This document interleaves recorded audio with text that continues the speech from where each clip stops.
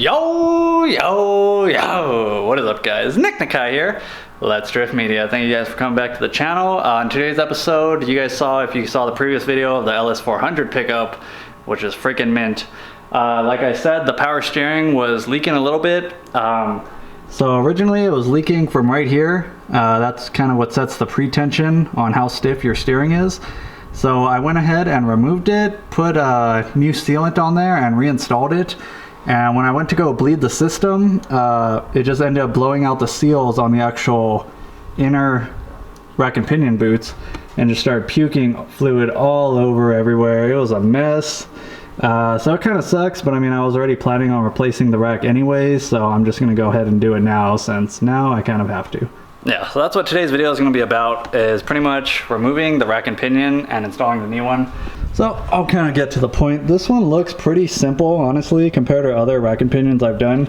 You can see you kind of have a lot of room, and it's on the back side, so it looks like it's just going to be a basic unbolt and remove.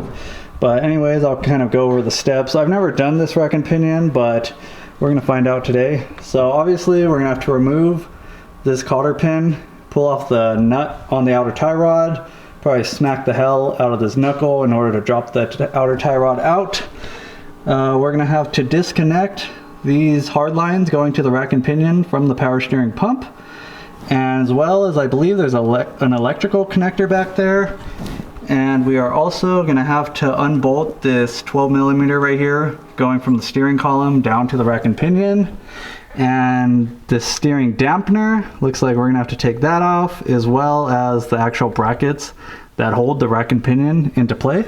Go ahead and go to the other side now. So we're over here on the passenger side. Same process. Get this outer tie rod disconnected from the steering knuckle. This is the dampener I was talking about, and then the bolts that hold the rack and pinion to the actual subframe itself. So honestly, it doesn't look too bad, but I mean, like I said, never done this before, so we're gonna find out how bad it is. Quick tip before you disconnect the steering column from the rack and pinion, we're gonna wanna make sure the steering wheel stays centered, because there is a spiral cable inside of here, and you don't want this thing just freewheeling. So I see what a lot of people do, either put a steering wheel lock, but I'm sure most of you guys don't have that, or you just get the seat belt, pull it out full max, wrap it around there a bunch of times, buckle it, and yank on it, lock it. That way the steering wheel stays as straight as possible, and you don't have to worry about moving it around.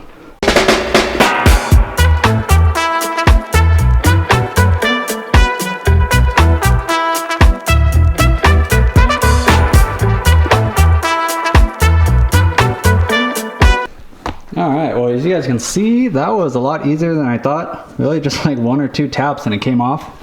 I think the Carfax said this rack's been replaced previously, so I don't think it's been on there too long, but usually I run into a bigger problem and have to get like an air hammer to hit that knuckle.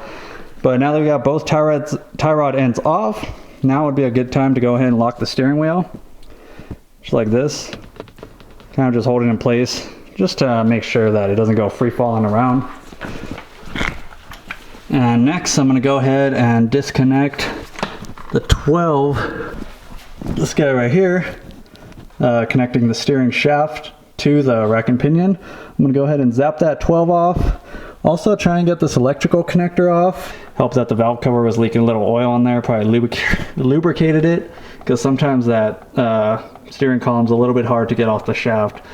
So now that we got that off, we got the arms off, I think next I'm going to go ahead and unbolt the dampener, as well as the locking bolts or the mounting bolts that hold it to the subframe, and go from there. Trying to show you guys the best camera angle, it's just we're on the floor, so it's very difficult, but we'll figure it out, guys.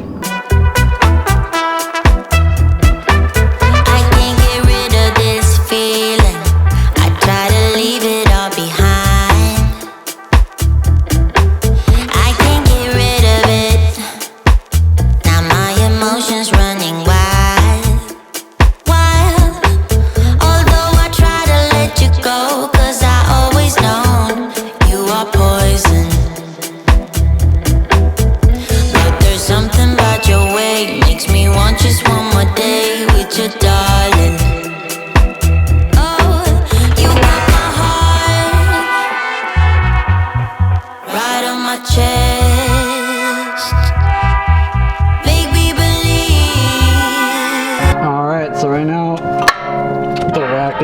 pretty loose. I disconnected the electrical connector. The only thing left is actually 2 more hard lines right here running in the front. Looks like a 17 on both, so this will be the fun part, guys. You know the best. So on the bridge I stand, about to end the fight, but then I stop and thought I'll fight it one more night. So I burn, I'm blinded by the light. I may never return, but I'll fight it one more night, fight it one more night.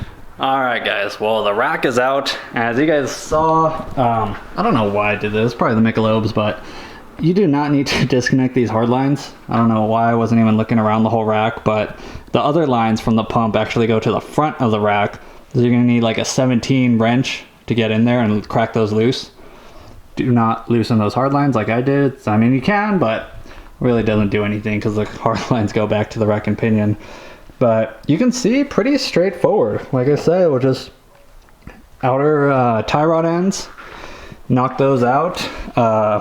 The stabilizer bar that runs from the frame to right here, the mounting brackets, steering column, and as well as the lines from the power steering pump. So it's recommended to replace those washers. I'm gonna see, hopefully the new rack comes with some. If not, I might just have to like parts match it.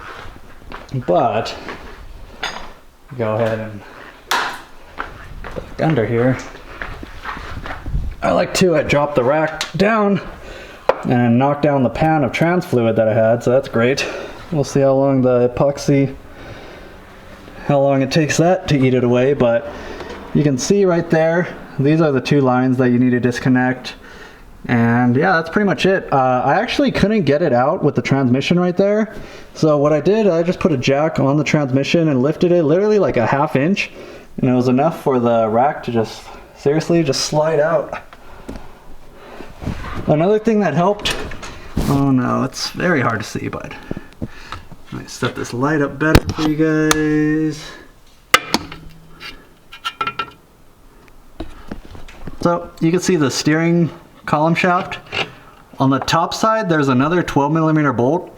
It helped to loosen that because I was able to slide this little U-joint like straight up enough to clear the rack and pinion, so then I was able to just bend the rack out because I was having trouble trying to get it out of the splines because there wasn't enough room. So I just loosened the 12 up there on the top and slid this whole little U-joint up, and the problem was not a problem anymore. But yeah, very straightforward. So since seeing I don't have the new rack yet, I ordered it. It's on the way. I guess this video will continue when I get the new rack and pinion, guys. Alright guys, well we are back. We got the new rack and pinion. You can see, always double check it, make sure it looks very identical. Last thing you want to do is try and slap it in there and realize it's the wrong rack.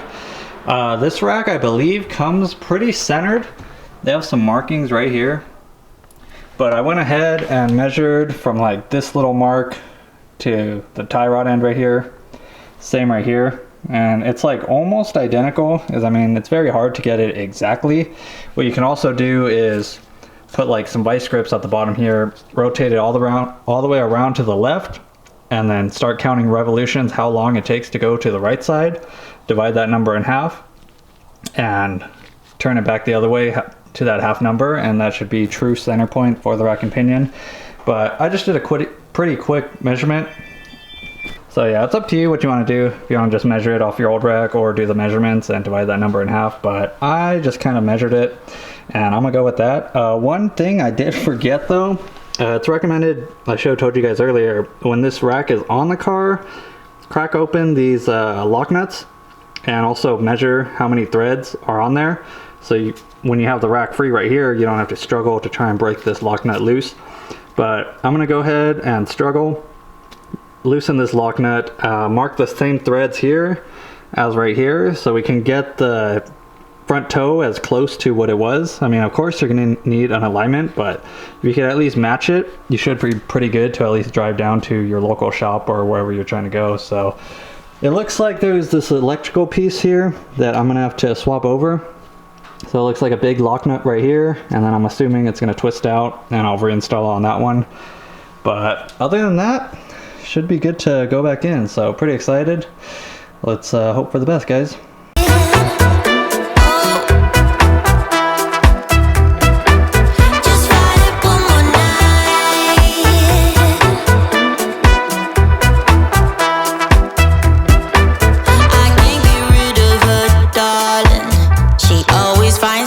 Sneak back in. I can't get rid of her. I'm just a prisoner like the wind. Oh, she got my heart right on my chest, making me believe she knows the best.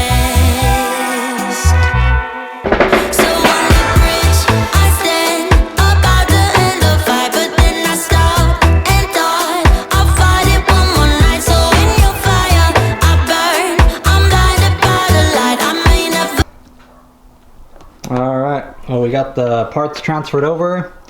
See the outer tie rods, kind of just eyeballed them or counted the threads. I was able to count like 13 threads on this side to the lock nut, 12 on the other side.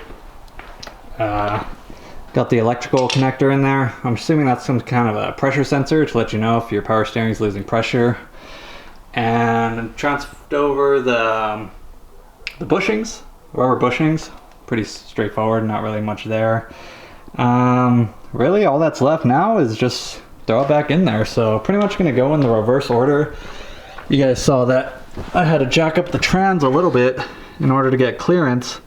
So I'm gonna go ahead and do that again, try and just get the rack settled up in there and pretty much bolt everything back together in the reverse order that I removed it. So let's go.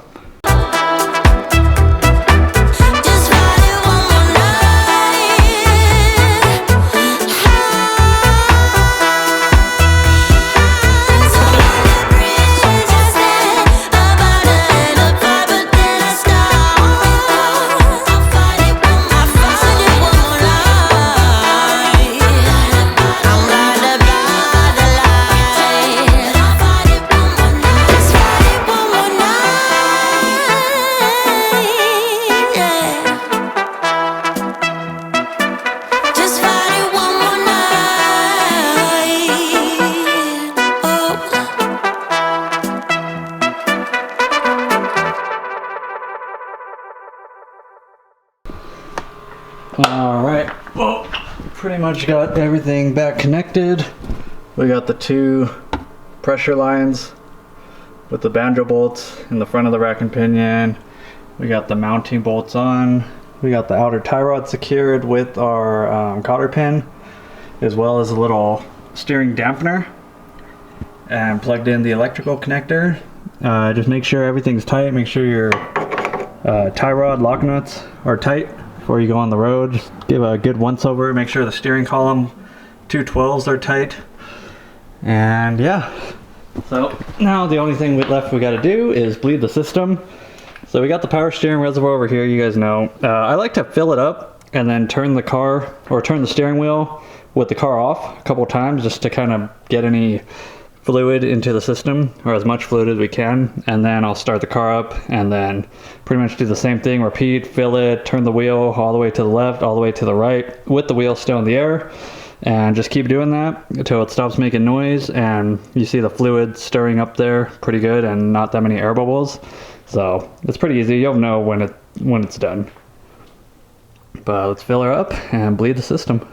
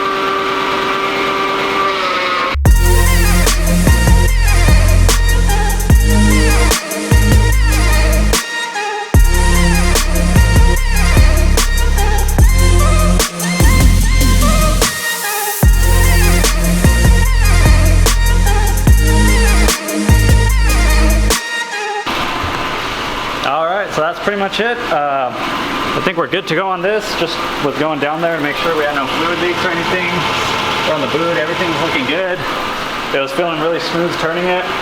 You guys heard when I first started it up, you could hear that buzzing noise. That's because like there's not that much fluid in the pump, but you just got to keep an eye on the fluid level and keep turning the wheel, and then the air bleeding should be complete. Let me shut the car off.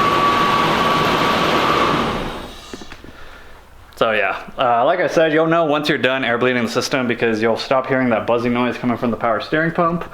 And also you'll stop seeing the air bubbles. When you first start bleeding it, you'll see a bunch of air pockets and air bubbles foaming in the power steering reservoir. You just want to keep turning that steering wheel left and right all the way to full lock, back and forth until the noise goes away, as well as the air bubbles stop popping up. But after you do, I'd say probably like 5 or 6 times of turning the wheel full lock left to full lock right, it's pretty good. It's really not that difficult to bleed a power steering system. And then just take a look under, make sure nothing's leaking.